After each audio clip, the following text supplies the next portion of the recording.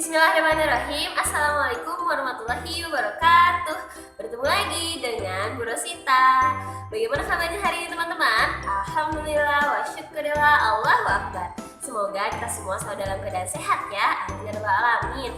Kita doakan juga teman-teman kita, keluarga kita, saudara kita yang sedang sakit di luar sana. Semoga Allah senantiasa memberikan kesembuhan.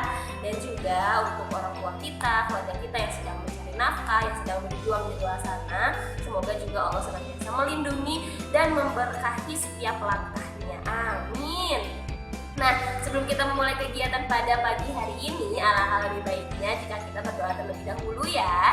Kita ucapkan basmalah bersama-sama.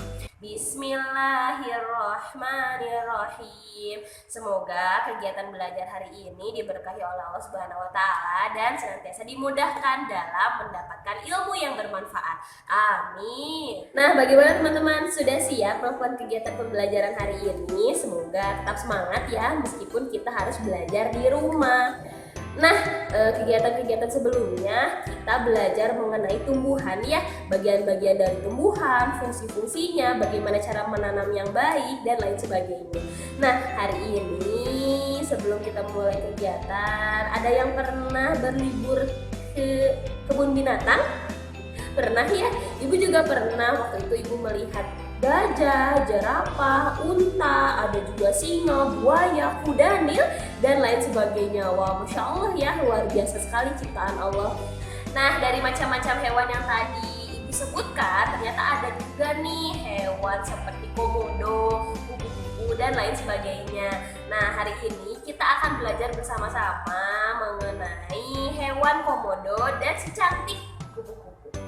Yang pertama yang kita bahas adalah hewan komodo yang disebut juga dengan Varanus komodoensis, spesies reptil terbesar di dunia yang terdapat di Pulau Komodo, Pulau Rinca, Flores, Gili Motang, dan Gili Damansy di Nusa Tenggara. Nah, komodo ditemukan pertama kali oleh peneliti barat pada tahun 1910.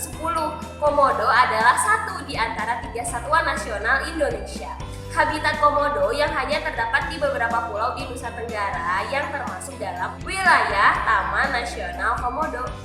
Komodo atau disebut juga dengan Varanus komodoensis menjadi reptil terbesar di dunia yang mempunyai panjang tubuh mencapai 3 meter dan berat sekitar 70 kg. Komodo memiliki ekor yang sama dengan panjang badannya dan sekitar 60 gigi yang bergerigi tajam kerap berganti. Nah, teman-teman pernah melihat komodo? Lidah komodo itu sangat panjang, berwarna kuning dan bercabang. Komodo jantan berukuran lebih besar daripada komodo betina, dengan warna kulit dari abu-abu gelap sampai merah batu bata. Sementara kulit komodo betina berwarna hijau buah jaido dan memiliki potongan kecil kuning pada tenggorokannya. Komodo muda biasanya lebih berwarna dengan warna kuning, hijau, dan putih pada latar belakang berwarna hitam. Komodo tidak memiliki indera pendengaran meskipun memiliki lubang telinga. Komodo adalah spesies hewan yang rentan terhadap kepunahan. Kepunahan komodo dapat disebabkan dari berbagai faktor antara lain aktivitas vulkanik, gempa bumi, kerusakan habitat, kebakaran, berkurangnya mangsa, meningkatnya pariwisata, dan perburuan gelap. Oleh karena itu, kita harus melindungi dan melestarikannya ya teman-teman, agar komodo tidak cepat punah dan anak cucu kita bisa melihatnya. Selanjutnya ada kupu-kupu nih. Kupu-kupu adalah serangga yang tergolong ke dalam kelompok serangga bersayap sisik. Kupu-kupu biasanya lebih aktif di waktu siang. Kupu-kupu beristirahat atau hinggap dengan cara menegakkan sayapnya. Kupu-kupu adalah serangga yang paling indah karena memiliki sayap berwarna-warni dan sangat cemerlang. Pada dasarnya kupu-kupu jarang makan, namun mereka sering meminum nutrisi yang terlarut dalam air dari berbagai sumber. Mereka menggunakan belalai di bagian mulutnya untuk menghisap makanannya. Selain itu, ternyata kupu-kupu juga bermanfaat loh untuk makhluk hidup lainnya. Nah, kupu-kupu biasanya membantu beberapa jenis tanaman dalam melakukan proses penyerbukan. Kupu-kupu Kupu-kupu dapat hidup di udara dan di darat. Terkadang kupu-kupu hinggap di beberapa tumbuhan untuk mencari makan. Kupu-kupu juga memiliki usia loh teman-teman. Nah, kupu-kupu dewasa mampu hidup selama 1 minggu atau setahun tergantung pada spesiesnya. Kupu-kupu bisa bertelur sekali atau beberapa kali setiap tahunnya. Wah, Masya Allah ya teman-teman, Allah menciptakan hewan dengan bentuk dan jenis yang berbeda-beda. Setiap jenis hewan memiliki tempat hidup dengan karakteristik masing-masing loh. Nah, agama Islam mengajarkan bagaimana kita harus berinteraksi dengan Allah, dengan sesama manusia, dan juga makhluk hidup di alam semesta ini. Sebagaimana firman Allah dalam Quran Surat Al-Baqarah ayat 30. أعوذ بالله السميع العليم من الشيطان الرجيم بسم الله الرحمن الرحيم وإذ قال ربك للملائكة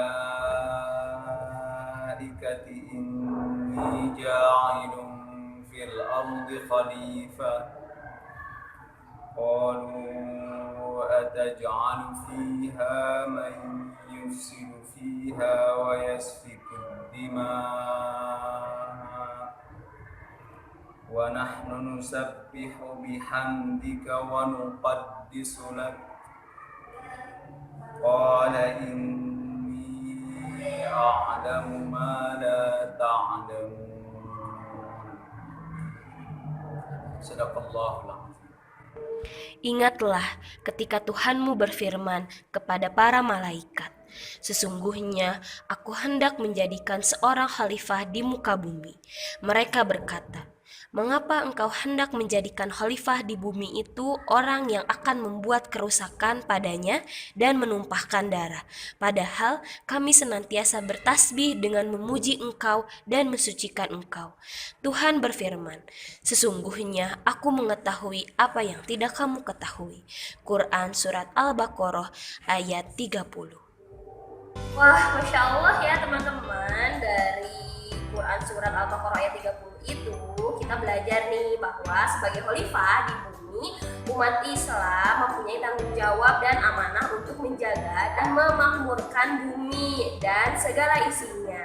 Di antaranya adalah melestarikan hewan dan tumbuhan kapanpun dan dimanapun kita berada. Yuk menjadi pribadi muslim yang mampu bermanfaat untuk banyak orang. Wah, Masya Allah ya teman-teman, dari materi singkat tadi kita belajar banyak hal nih, terutama dari macam-macam hewan yang berbeda bentuk dan luar biasa manfaatnya. Nah, Bu Ros punya pertanyaan nih. Yang pertama adalah tempat tinggal hewan yang tadi Bu Ros sebutkan, Bu Ros ceritakan. Nah, kemudian juga manfaat hewan tersebut apa? Kemudian cara melestarikan dan menjaga hewan tersebut. Yang terakhir, ciri-ciri hewan atau bagian-bagian dari hewan. Tuliskan di kolom komentar di bawah ya. Jangan lupa tuliskan nama dan kelas teman-teman. Bu Ros tunggu. Terima kasih banyak ya teman-teman. Wassalamualaikum warahmatullahi wabarakatuh. Semangat bener.